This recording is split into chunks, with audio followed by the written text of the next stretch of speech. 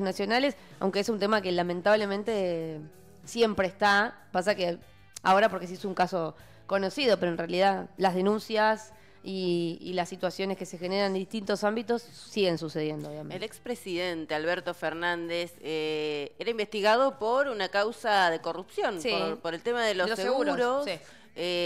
Su secretaria, muy cercana justamente a un importante empresario de seguros, cuestiones que tienen que ver con favores con las comisiones y demás. Bueno, en estos chats, en el celular que fue por supuesto peritado de su secretaria, se encuentran imágenes de su mujer, de Fabiola, y que justamente tienen que ver con violencia de género. Finalmente, esta semana Fabiola Yáñez hace la denuncia. Sí. Y realmente es un tema que conmueve a todo el país. Así es. Bueno, nosotros los tenemos aquí en los estudios de FM Origen al doctor, ¿es doctor? Abogado. Abogado, porque si es, el doctor es porque es doctorado. Claro. Sí. Ok, no hizo doctorado. Todavía no. Bien, pero va a ser. En cualquier momento va a ser. En cualquier momento. Bueno, lo tenemos al abogado Matías Buserio. ¿Cómo le va? Buen día, buen chicas, día. ¿cómo están? Gracias ¿Todo por bien? la invitación. Impecable, por suerte. Me alegro. Bueno, un tema que como decíamos ha generado revuelo nuevamente esta semana y lamentablemente decíamos, en nuestra provincia incluso hay muchas denuncias y muchos casos por violencia de género. Sí, primero tenemos que partir de la base de cuál es la definición de violencia de género, ¿no? La ley 26.485, que es la ley de protección de los derechos de las mujeres y de la erradicación de la violencia, busca definir la violencia de género como una acción, ya sea una conducta por acción o por omisión, que menoscabe los derechos o que menoscabe la integridad y de las mujeres en general. A su vez, esta ley da los tipos de violencia, no es solamente, y es algo que es importante e interesante de saber, no es solamente la violencia física, sino que también la violencia económica, la violencia que en este caso, casualmente en el caso de Fabiola, también tenemos una cuestión de violencia económica. Económica, psicológica. Claro, porque ella se encargó de ser la primera dama, dejando de lado su rol laboral y se encontró en una situación por ahí que menoscabó su patrimonio económico. Después tenemos también lo que tiene que ver con la violencia psicológica, que es esta cuestión más emocional, o la violencia simbólica, que es esto de que cómo presentamos a la mujer al mundo, ¿verdad? Entonces, como hombres o hacemos que nuestras mujeres, por llamarlo de una manera, o que las mujeres en general, no menoscabemos la imagen que tienen de ellas. A su vez también hay modalidades, ¿no?, de violencia, porque en este caso, por ejemplo, en el caso de Fabiola, estamos hablando de violencia en teoría doméstica, porque se da en un contexto familiar, pero también no nos olvidemos que hay violencia institucional, hay violencia laboral, hay violencia contra la libertad reproductiva. Todo esto está regulado en la ley de protección y la erradicación de las violencias contra las mujeres. Siempre nuestra provincia no se exime de esto, ¿no? Sí. Siempre hay situaciones de violencia y hay gente, y lo importante de todo esto, yo creo que es no quedarse callado. La realidad que hay una línea nacional que es la 144, que es la línea que busca erradicar este tipo de violencias. Está abierta las 24 horas, es cuestión de hacer un llamado y va a haber gente del otro lado para escuchar, o mismo en la provincia del 101 frente a cualquier emergencia. Bien. Siempre lo interesante también es saber qué hacer en estas situaciones, ¿no? La ley 1022 marca el procedimiento para las víctimas de violencia de género. Siempre, en primera instancia, vamos a poner el ejemplo de violencia física, ¿no?, que es el ejemplo más común y por ahí más recurrente. Siempre en primera instancia es buscar un lugar seguro, es comunicarse con alguien que pueda brindar ese apoyo y a partir de ahí acercarse, ya sea a la dependencia municipal. En este caso nosotros tenemos la Secretaría de Género y Diversidades, que ellos apoyan a las víctimas en todos los aspectos, tanto psicológicos, emocionales, incluso tienen un equipo jurídico en el cual las víctimas se pueden apoyar. Y después, bueno, concurrir en este caso en la calle Torne está la Comisaría de Género, la cual está especializada en este tipo de casos, para poder iniciar lo que sea pertinente según el caso. Yo creo que una cosa importante es que no se queden con la duda. ¿Qué quiero decir con esto? Si uno cree que es víctima, porque muchas veces normalizamos ciertas situaciones. Entonces, al estar normalizadas ciertas situaciones de violencia, no quieren decir que sean normales. Que tu marido, por poner un ejemplo, te denigre frente a sus amigos, o que en el trabajo traten mal a una persona por el solo hecho de ser mujer. Esas situaciones son violentas. ¿Y son denunciables? Y son totalmente denunciables. Por eso lo que hay que hacer es asesorarse. Por ahí, no en el momento, no ir a la comisaría y decir, en el trabajo me discriminan porque soy mujer. Pero sí ir a la Secretaría de la Mujer o asesorarse. Y asesorarse y decir, no, mirá, estás viviendo una situación de violencia. ¿Cómo se encara esto? ¿Cómo? Claro, vamos a buscar la forma de configurar esta situación de violencia para poder desglosar esta situación y de esta forma evitar que sigan perdiendo o que siga siendo víctima de estas situaciones, ¿no? Porque, a ver, una de las modalidades es la violencia en la salud, y uno dice, ¿cómo un médico me trata mal? ¿Y por qué no? O por qué, no sé, vamos a poner un ejemplo medio un poco grande, ¿por qué mi jefe me pide que venga en pollera si hace frío? Y no está bien eso. ¿O por qué te están denigrando, te están cosificando, te están poniendo en una posición incómoda? Sí, va para el lado del acoso también. Ni hablar, bueno, de ahí siempre la violencia de género está muy ligada con el acoso en general, ¿no? Y volvemos a lo mismo de las modalidades, laboral, doméstico. ¿Qué pasa, Matías, cuando la mujer no puede denunciar? Porque pasa en la mayoría de los casos que no denuncia porque no puede en el momento. Le pasó a Fabiola, digo, estamos hablando del caso de la ex primera dama. ¿Puede denunciar un vecino, un amigo, un familiar? En cada jurisdicción es diferente, y el caso de Fabiola jurídicamente es muy interesante, casualmente por esto mismo que vos decís. Tiene que haber una denuncia para que se inicie una investigación. Y esa denuncia tiene que estar lo suficientemente sustanciada para que se inicie una investigación. ¿Qué quiero decir con esto? ¿Puede denunciar un vecino? Sí, pero tiene que tener las pruebas para poder denunciarlo. No es solamente decir, no, bueno, mi vecina es víctima de violencia de género. Porque si él va a ir a la comisaría, va a decir, no, escuché golpes, y hasta que la policía no vaya y verifique que hay una actividad delictiva, por llamarlo de manera, eso va a quedar ahí. De igual manera, cuando las víctimas denuncian, se dan varias situaciones. Puede ir una víctima, vamos a suponer que sos víctima de violencia de género, decís, no aguanto más, voy y hago la denuncia pertinente en la dependencia policial, en este caso en la comisaría de género. Va a depender cuál es el contexto de la situación. ¿Vivís con la persona? ¿No vivís con la persona? ¿En dónde viven? ¿Cómo están? ¿Tienen hijos en común? ¿Cómo está dada la situación con los hijos? En el caso de que vivan juntos se va a hacer una exclusión del hogar. En el caso de que no vivan juntos se va a dar una prohibición de acercamiento. ¿Qué pasa si incumple esa prohibición de acercamiento? ¿Qué pasa con el contacto con los chicos? Todas esas situaciones son particulares de cada causa en particular, valga la redundancia. Claro. Entonces, ¿qué se tiene que hacer? Listo, se hace la denuncia y a partir de ahí se inicia una investigación.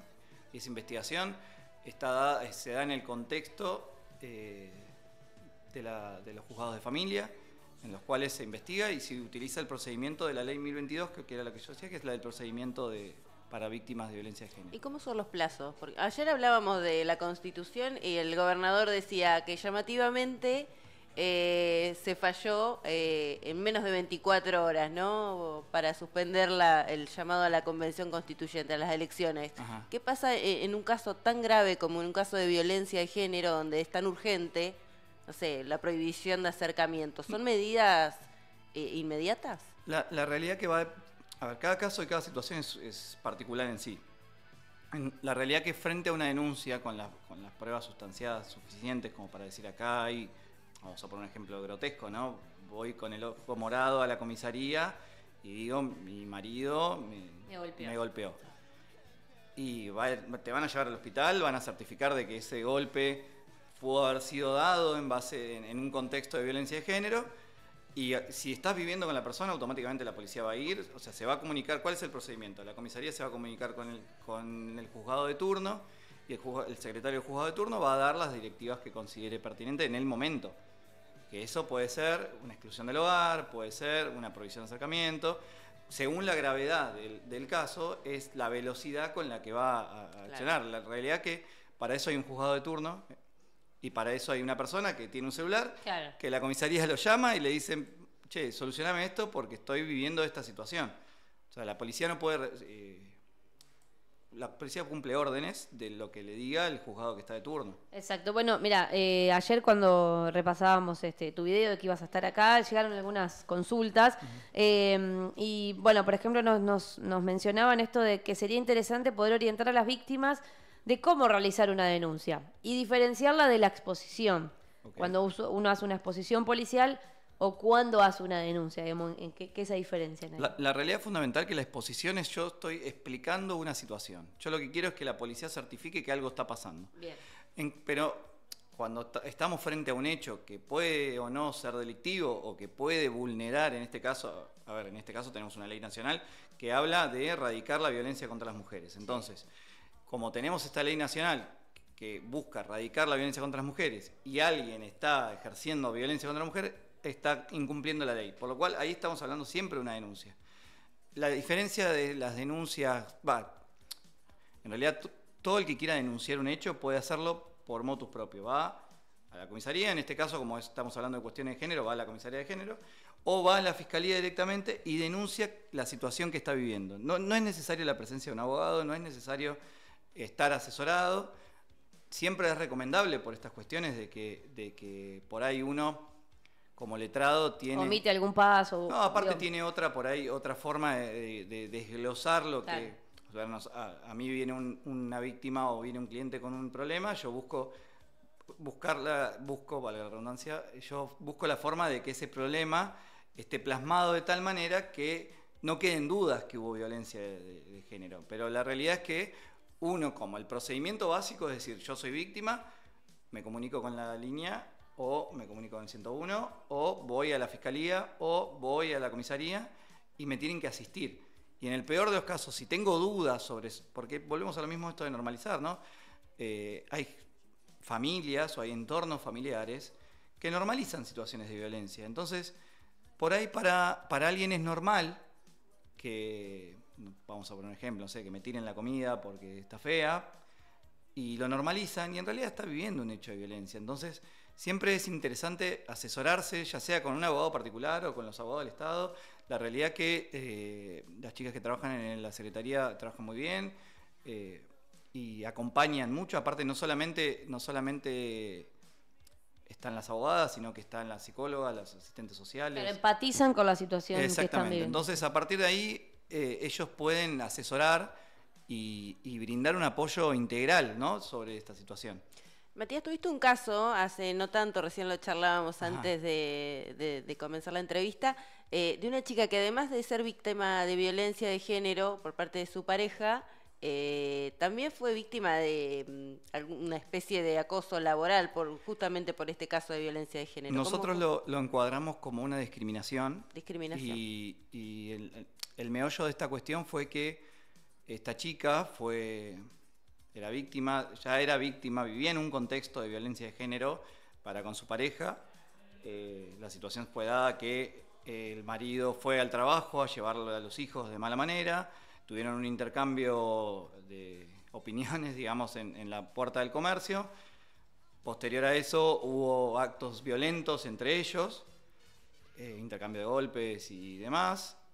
Al tiempo ella tuvo que resguardar a sus hijos en su trabajo, y posterior a eso, a los días, la despiden, diciendo que el hecho de violencia ocurrido era como la última gota que rebalsó el vaso. Pero entonces con causa la despidieron. La despidieron con causa, claro, o sea, no le pagaron. El empleador justificó que el despido era por los actos de violencia, no que había sufrido, por los actos de violencia que había. La puerta de su no comercio. la tomaba como una víctima de violencia de No género. fue tomada como una víctima, se cambió la realidad que el juzgado que lo tomó esa perspectiva de género, aplicó las perspectivas de género dejando de lado por ahí paradigmas por ahí un poco más cerrados con respecto a la violencia laboral. Y bueno, pudimos obtener una sentencia, ahora está en cámara y seguiremos trabajando con eso. Pero bueno, pudimos resguardar los derechos de ella como, más allá de como trabajadora, como víctima, porque es víctima y además fueron vulnerados sus derechos laborales. Claro. Bien. Se quedó sin trabajo, digamos, encima. Y no volvió a trabajar igual. No, por supuesto que no. Otro tema que nos consultaban, Mati, tiene que ver con esto de la perimetral. Bueno, vos decías, son uno de los pasos a seguir en el caso de que voy, denuncio, que me pega mi marido, vive conmigo, lo excluyen y le pueden poner una prohibición de acercamiento. ¿Qué pasa cuando se incumple esa prohibición de acercamiento? Bueno, ¿Cómo se comunica a la víctima nuevamente para avisar que algo está pasando? Ahí volvemos a las cuestiones de las denuncias en general y las exposiciones. ¿Hay botón antipánico? Porque muchas veces se habló, se anunció, se dijo que funcionaba. Hay varios tipos de dispositivos. La realidad es que volvemos a lo mismo. Cada situación se da de distintas maneras. Una de las modalidades que hay, primero te voy a contestar la primera parte y después te digo con respecto al botón antipánico. Cuando hay una perimetral, generalmente se dan por un tiempo, hasta tanto se cumpla, pero volvemos a lo mismo, dependiendo del hecho de violencia que se viva. Sí. Cuando hay un incumplimiento, la víctima automáticamente tiene que llamar a la policía. Automáticamente. Yo estoy en mi casa, mi marido tiene una perimetral, lo veo en la puerta de mi casa, yo tengo que llamar a la policía. No tengo ni que cruzar palabra con la otra persona. Automáticamente tengo que llamar al 101 y decirle, tengo a mi marido acá en la puerta de mi casa, tiene una medida judicial vigente, necesito que se lo lleven. Y esa es la forma que tiene. ¿Qué pasa? La forma que tienen las víctimas de certificar que los hechos ocurren es mediante la policía. No hay otra. La forma que tiene que el juzgado se entere que algo está pasando, si no, el tipo cumple. Yo tengo una perimetral con vos y vos no avisás a nadie de que yo te estoy tocando la puerta de tu casa y yo soy un buen ciudadano que cumplo las mandas judiciales. En cambio, es engorroso, es cierto, pero hay que hacerlo porque si no, las perimetrales se terminan. Al no haber incumplimientos, si la otra parte tiene su abogado va a pedir que se termine, que se saque la medida porque el cliente está cumpliendo. Entonces, si nosotros no llamamos y no activamos el mismo sistema, el sistema va a actuar por descanso. Con respecto a los botones antipánico, hay un tipo de sistema que se llama dispositivo dual, que es, por un lado, son dos celulares, que son una cosita así chiquita, que lo que hace es avisar cuando uno está cerca del otro. Eso lo maneja la policía. La policía. El centro de monitoreo. Exactamente. El centro de monitoreo tiene todos los que tienen tobilleras en realidad. Generalmente el agresor tiene una tobillera puesta y cuando el agresor entra a la zona de posible contacto, que va a depender de lo que haya dicho la manda judicial, en Río Grande tenemos un gran problema porque generalmente las mandas son a más de 500 metros.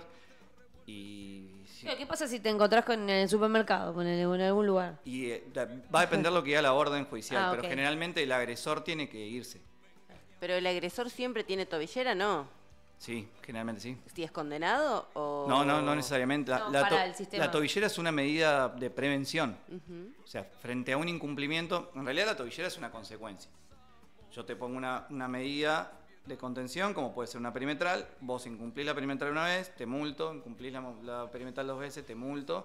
A la tercera, el juzgado tiene la obligación, por esta misma ley que estábamos contando, tiene la obligación de administrar otros medios para poder preservar la seguridad física y psíquica de la víctima.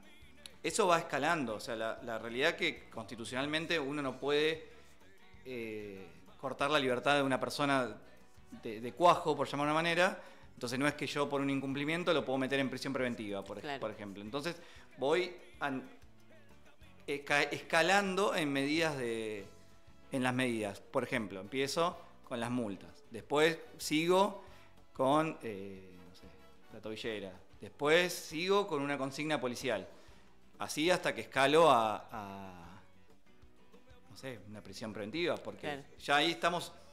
¿Qué pasa? Hay un tipo de delito, hay un tipo penal que se llama desobediencia, que es el incumplimiento de las normas judiciales. Entonces, si yo estoy en un expediente de violencia y no cumplo las mandas judiciales, en un momento juzgado va a decir, hey, Matías no está cumpliendo lo que yo le estoy diciendo, está cayendo en un delito. Entonces, esas actuaciones, no las de violencia, sino las de desobediencia, pasan al juzgado de instrucción, que ya son los juzgados penales, y ya ahí yo estoy formando parte de un proceso penal. Claro. Por la desobediencia, en el cual se van a administrar otros medios. Bien. Y si yo, por ejemplo, sigo incumpliendo, porque ha habido casos de encontrar al agresor dentro de la casa de la víctima o demás, ahí se puede hasta recaer en la prisión preventiva. ¿Qué quiere decir esto? El tipo va preso hasta tanto se solucione su situación.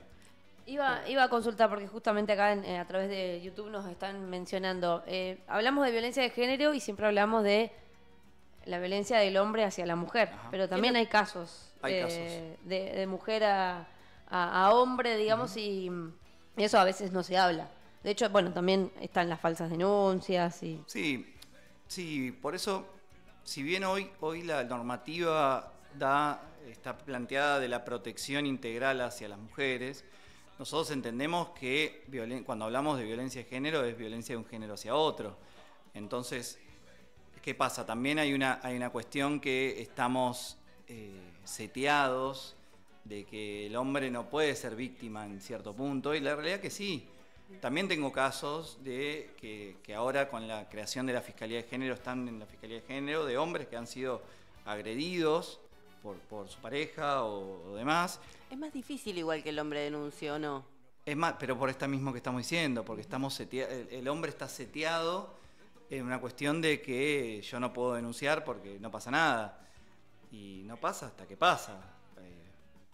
Situaciones que el hombre queda atado a no poder, claramente a no poder responder por una cuestión de diferencias físicas, ¿no? Porque aparte la ley plantea esto de una diferencia de poder, la ley de prevención plantea una diferencia de poder, entonces estamos hablando de que si una persona, yo como hombre ejerzo una violencia física, da a entender la ley de que yo estoy en una superioridad de condición por ser hombre. Aún si se está defendiendo. Aunque me esté defendiendo, entonces, ¿qué pasa? Volvemos a lo mismo.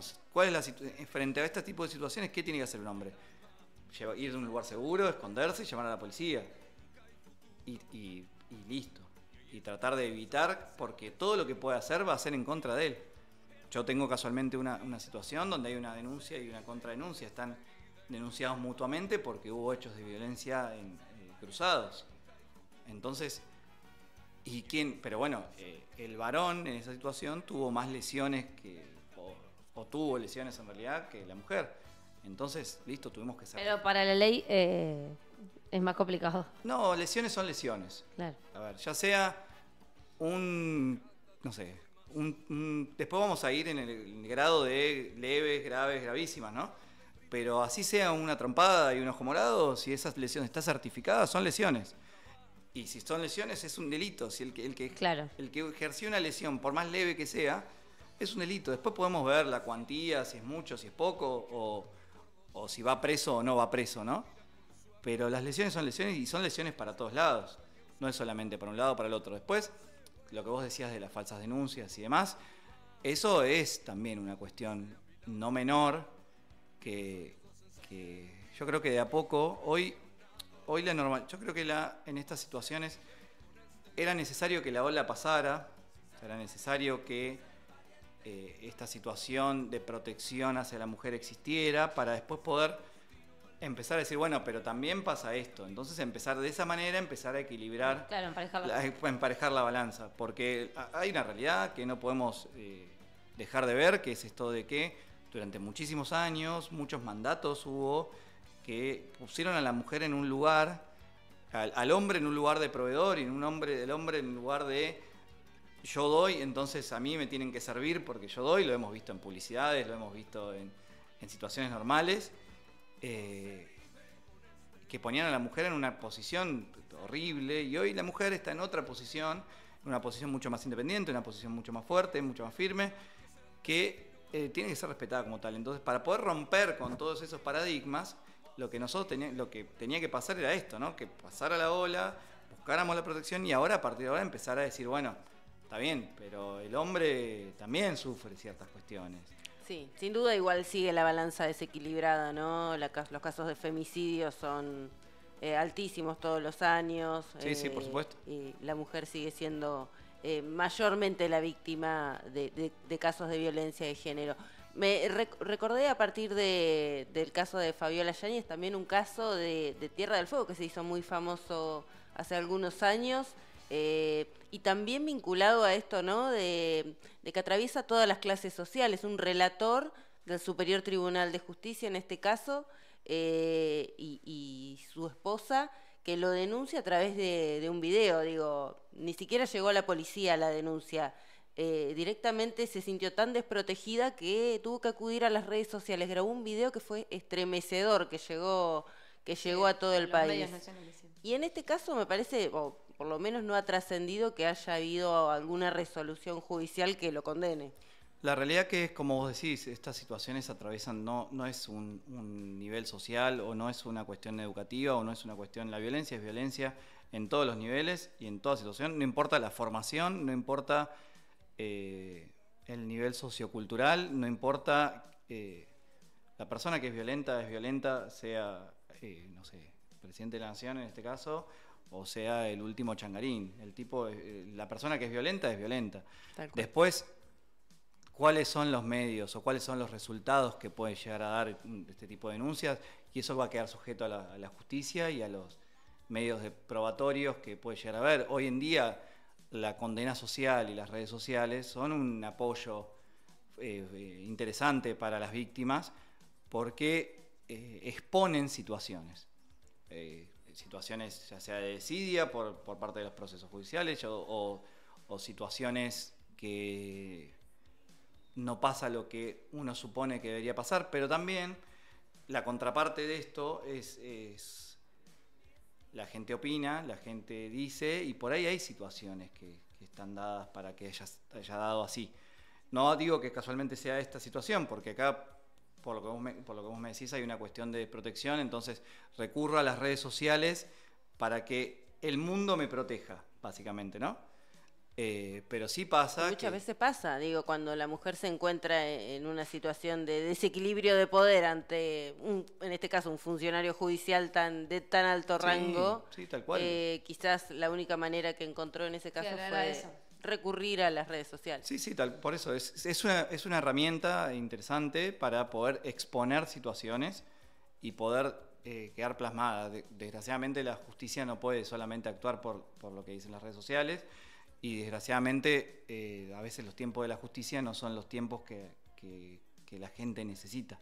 Casualmente hoy en día se está por abrir un juzgado más de familia que seguramente va a contribuir con estas cuestiones para poder alivianar las situaciones con los dos juzgados que están ahora, como también así está la Fiscalía Especializada en Género, que lo que busca es casualmente esto, ¿no? Tener un equipo especializado que pueda resolver las cuestiones de género con la mayor premura posible.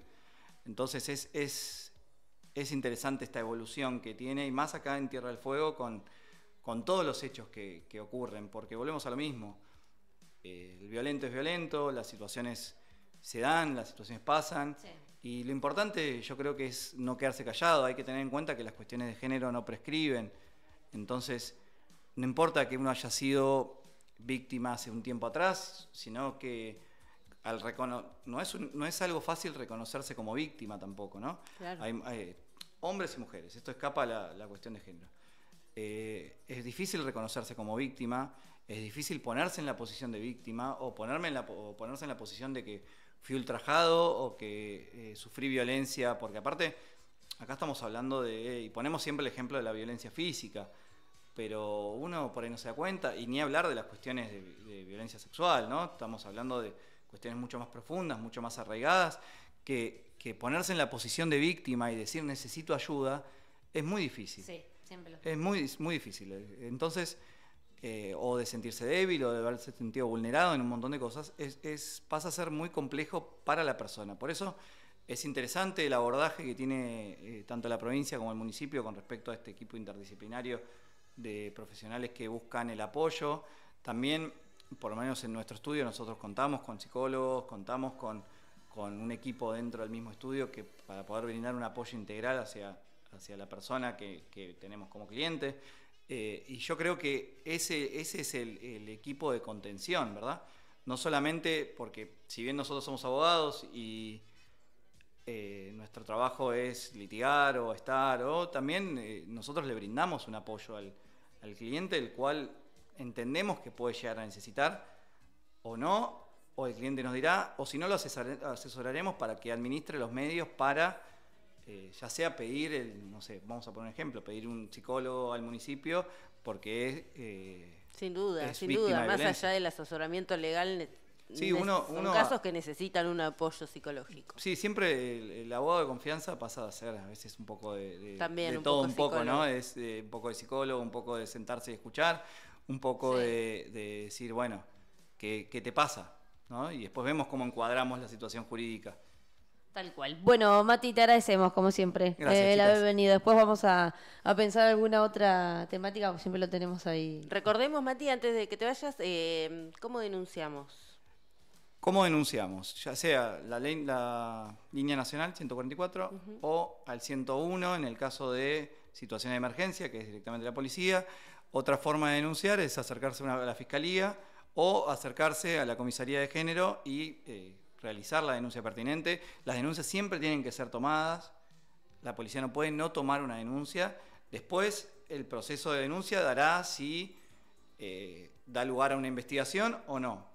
Pero si yo, como dije, creo que lo importante es no quedarse callado y hablar, ya sea con quien sea que esté cerca, un amigo, una persona de confianza, si es un abogado mejor, y nada, seguir, no permitir que la violencia siga creciendo.